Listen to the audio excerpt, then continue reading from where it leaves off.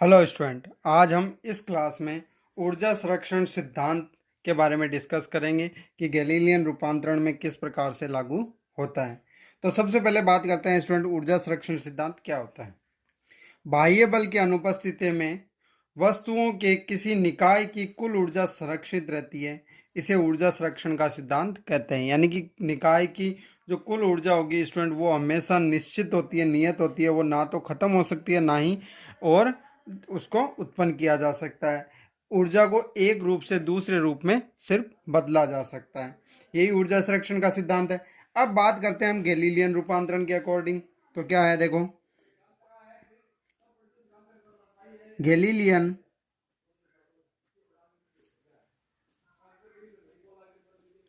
रूपांतरण में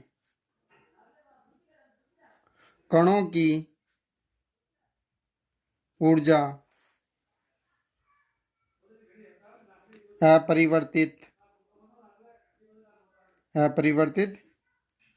नहीं होती है या नहीं रहती है। क्यों स्टूडेंट? कारण क्या है? क्योंकि कण की ऊर्जा, तो स्टूडेंट कण की ऊर्जा जो हमारे पास गतिज ऊर्जा से लेते हैं, तो वहाँ पे स्टूडेंट वेग इसका अलग अलग होता है। तो उसके अकॉर्डिंग हम कह सकते हैं, तो कण का वेग ले सकते हैं। तो क्योंकि वेग कण का वेग भिन्न भिन्न जड़त्वीय निर्देश तंत्रों में भिन्न भिन्न प्राप्त होता है। भिन्न भिन्न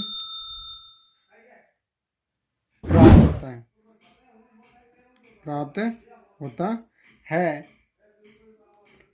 परंतु अब हम कह सकते हैं कि भाई भिन्न भिन्न प्राप्त होता है, जिसके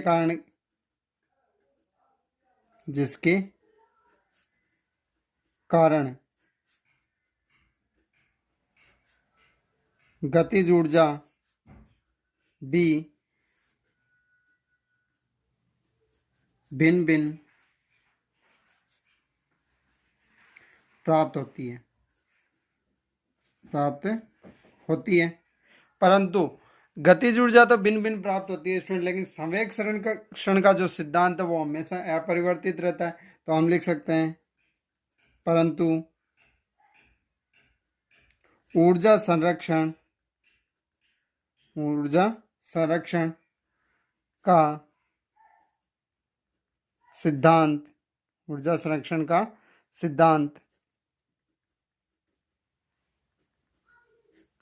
अपरिवर्ती होता है।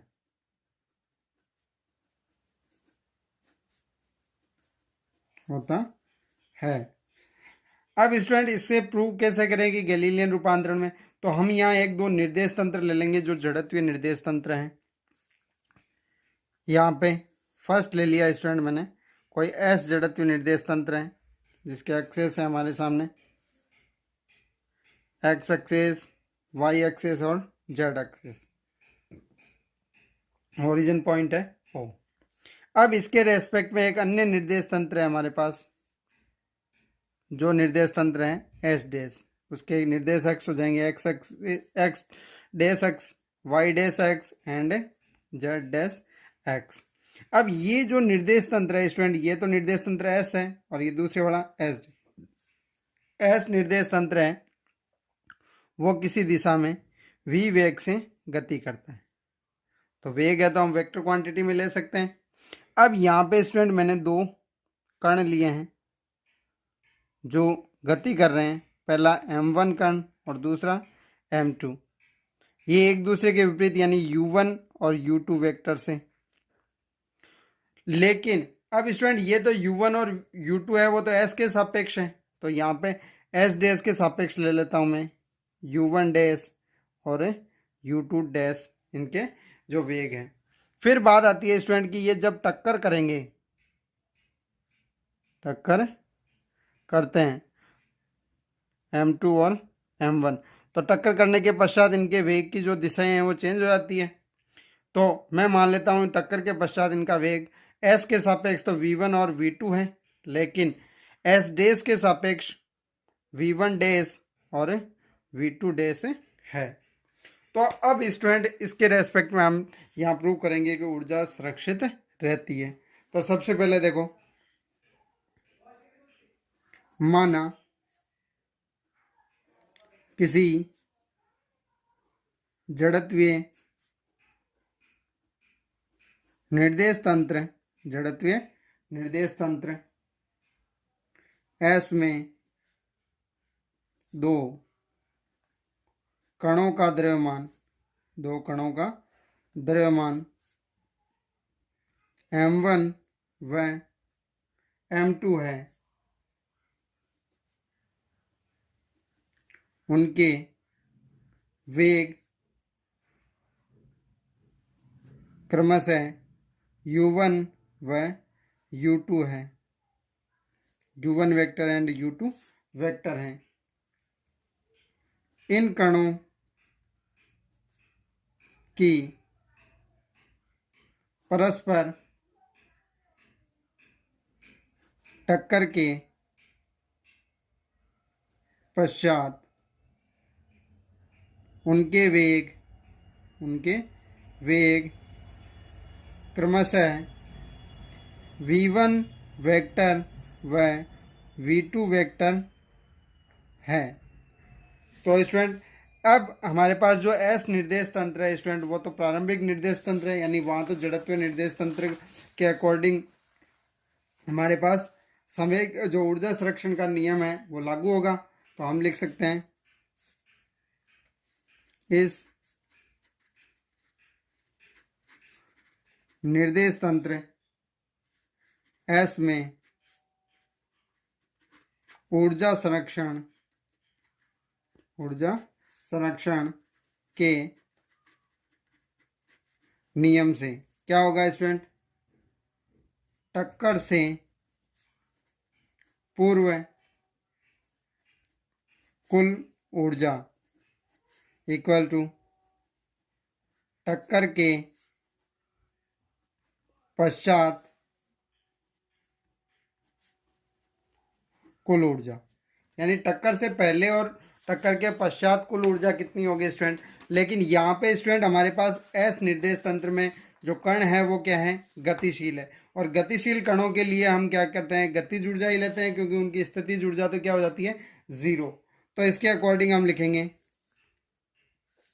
तो पहले कण के लिए गतिज ऊर्जा 1/2 हाफ mv² होती है स्टूडेंट, तो mu1² plus half m2u2² equal to टक्कर के पश्चात क्या हो जाएगी स्टूडेंट, हाफ द्रव्यमान तो वही रहेगा लेकिन वेग स्टूडेंट v1² हो जाएगा यहाँ पे, प्लस हाफ m2v2², समीकरण संख्या 1।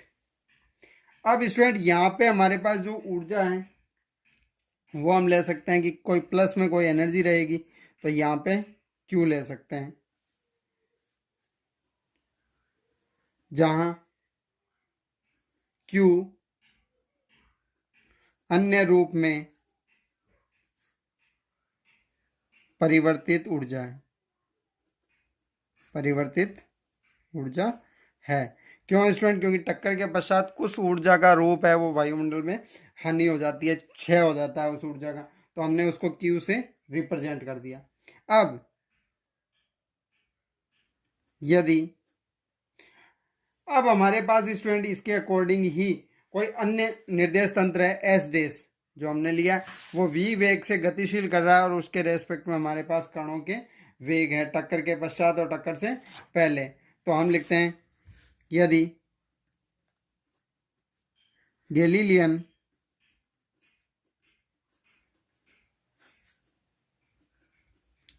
रूपांतरण में अन्य जड़त्वीय निर्देश तंत्र एस डैश के सापेक्ष कणों के टक्कर से पूर्व व पश्चात वेग क्रमशः। तो स्टूडेंट टक्कर से पूर्व जो कण है हमारे पास उनके ले लेते हैं u1 डैश वेक्टर व u2 डैश वेक्टर, और टक्कर के पश्चात तथा v1 डैश वेक्टर व v2 डैश वेक्टर है। तो यहाँ पे स्टूडेंट हमारे पास गैलीलियन रूपांतरण से इनकी वैल्यू क्या हो जाएगी, तो हम यहाँ पे पुटअप करेंगे। तो सबसे पहले तो हम लिखेंगे, इसलिए टक्कर से पूर्व निकाय कौन सा स्टूडेंट एस डैश की कुल ऊर्जा। तो कुल ऊर्जा कितनी हो जाएगी स्टूडेंट, हाफ m1, क्योंकि द्रव्यमान तो अपरिवर्तित रहता है, u1 dash square plus half m2 u2 dash square, समीकरण संख्या 2, तथा टक्कर के पश्चात निकाय या निर्देश तंत्र एस डैश की कुल ऊर्जा। तो टक्कर के पश्चात कुल ऊर्जा कितनी होगी student, half m1 v1 dash square plus half m2 v2 dash square, समीकरण संख्या 3। अब स्टूडेंट यहाँ पे जो टक्कर के पश्चात जो ऊर्जा है स्टूडेंट, तो उसको हम ले सकते हैं कि कुछ एनर्जी उसमें खर्च होती है, तो यहाँ पे प्लस में Q ऐड कर सकते हैं। ये हमारे पास स्टूडेंट यहाँ पे समीकरण संख्या 3 यहाँ लिख सकते हैं। तो ये हो जाएगा Q एनर्जी, इसको हम वापस लिख सकते हैं,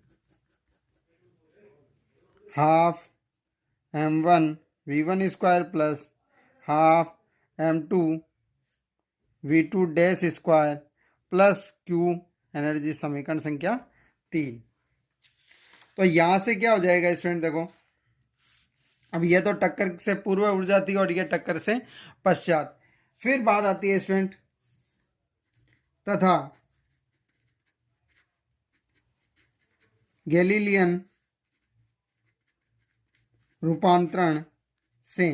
तो गैलीलियन रूपांतरण से स्टूडेंट हमारे पास समीकरण क्या हो जाएगी, जैसे u1 वेक्टर होता है स्टूडेंट, तो यहां से हमारे पास वैल्यू क्या आ जाएगी,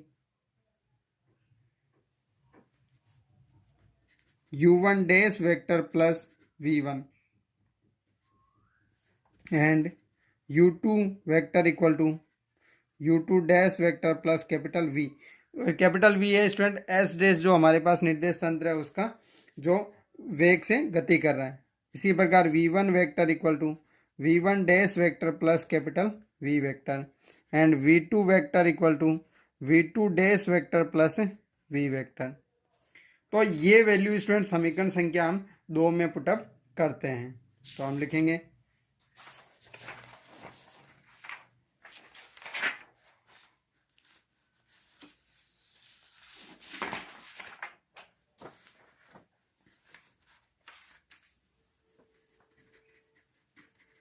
उपयुक्त मान समीकरण 1 में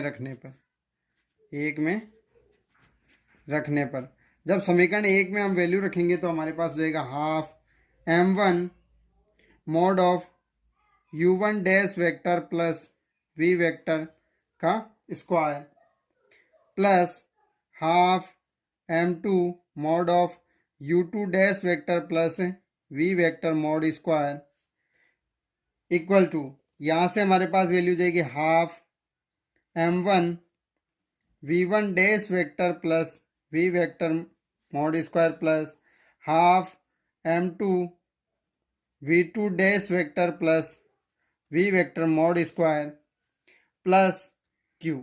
स्टूडेंट समीकरण 1 में हमने वैल्यू पुटअप की है। अब यहाँ से इसे मैं इक्वेशन नंबर 4 डिनोट करता हूँ। फिर हम देखते हैं स्टूडेंट यहाँ से, since a vector plus b vector का मॉड स्क्वायर हो तो हम इसे किस प्रकार से रिप्रेजेंट करेंगे, a vector plus B vector and dot product A plus B vector. तो यहाँ से हमारे पास वैल्यू क्या आ जाएगी, A square plus B square plus 2 A vector dot B vector 2। तो ये हम समीकरण संख्या 4 के अकॉर्डिंग लिख सकते हैं। तो हम यहाँ लिखेंगे समीकरण 4 से। तो समीकरण 4 से हमारे पास वैल्यू आ जाती है half m1।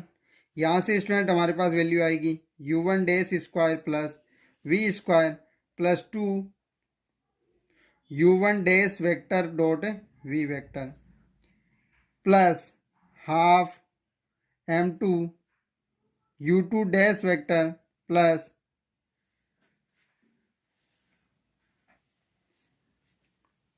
We square plus 2 u2 dash vector dot V vector equal to हमारे पास वैल्यू आ जाएगी student half m1 v1 dash vector square plus V square plus 2 v1 dash dot V vector plus half m2 v2 dash square plus V square plus 2u2 dash vector dot V vector और plus में हमारे पास कोई energy Q होगी।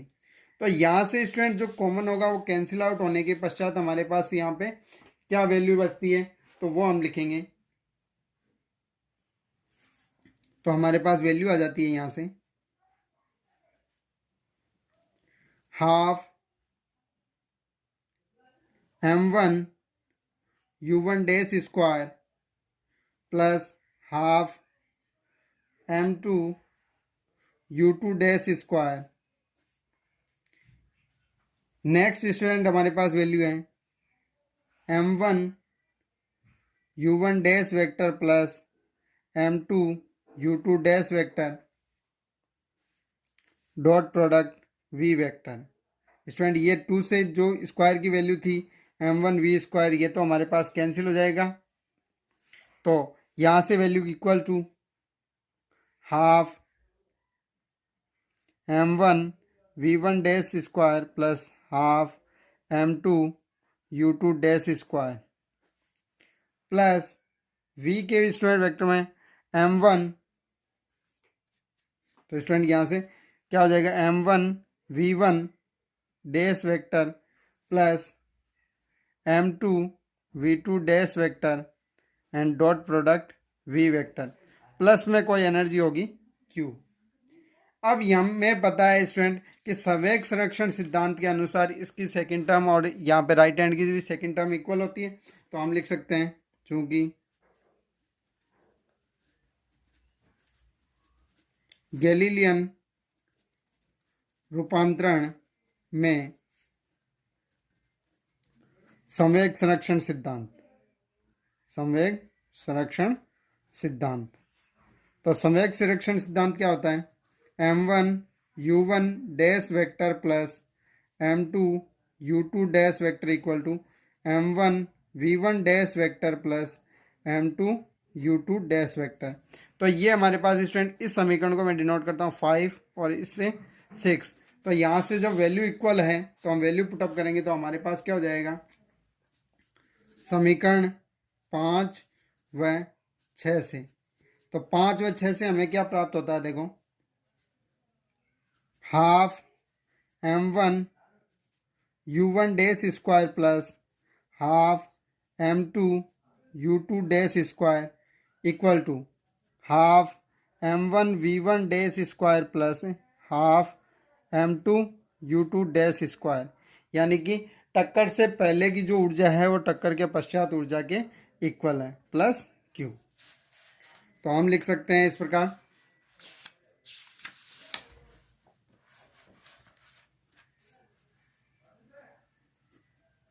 अर्थात टक्कर से पूर्व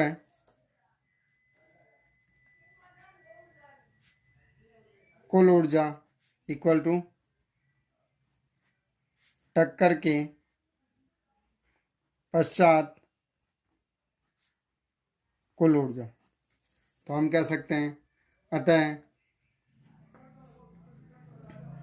S डेस निर्देश तंत्र में ऊर्जा संरक्षण सिद्धांत अपवर्तित है, अपवर्ती है, यानी कि यहाँ पे लागू होता है। तो इस प्रकार से हम ऊर्जा संरक्षण सिद्धांत को गैलीलियन रूपांतरण में लागू कर सकते हैं। अब स्टूडेंट नेक्स्ट क्लास में मिलते हैं नेक्स्ट टॉपिक के साथ, तब तक आप पढ़ते रहिए। Thank you.